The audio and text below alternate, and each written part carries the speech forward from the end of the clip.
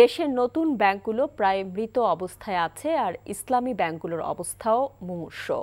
এমন তথ্য জানিয়ে গবেষণা প্রতিষ্ঠান সিপিডি বলছে, আমানতকারীদের অর্থের সুরক্ষা নিশ্চিত করা এখন বড় চ্যালেঞ্জ।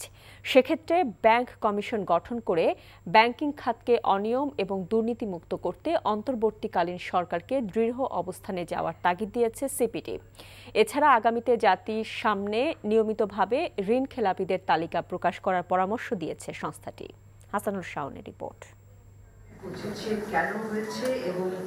দেশের ব্যাংকিং খাত নিয়ে সেন্টার ফর পলিসি ডায়ালগ সিপিডির এই মিডিয়া ব্রিফিং, যাতে প্রতিষ্ঠানটি জানায় বিগত সরকারের নীতি নির্ধারকদের ব্যর্থতাই এ খাতের দুরবস্থার জন্য দায়ী।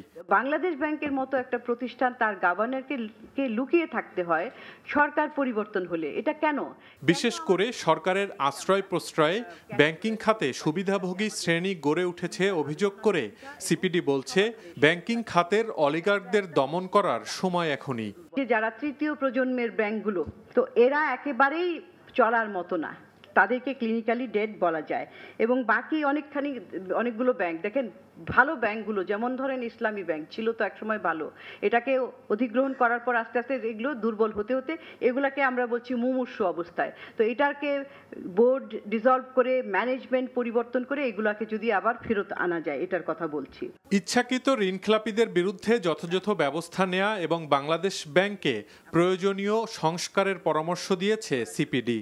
কাঠামোগত সংস্কার করে এই খাতটাকে শক্তিশালী করা যায় এবং এটার জন্য রাজনৈতিক সদিচ্ছা, রাজনৈতিক দৃঢ়তা দরকার, যেটা আমরা অতীতে দেখতে পাইনি।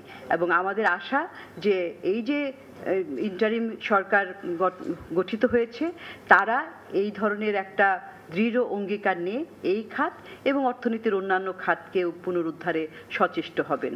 ব্যাংকিং কমিশন গঠনের পাশাপাশি এ খাতে ব্যবসায়ী আর রাজনীতিবিদদের আঁতাত বন্ধের উদ্যোগ নেওয়াও জরুরি বলে জানায় সিপিডি।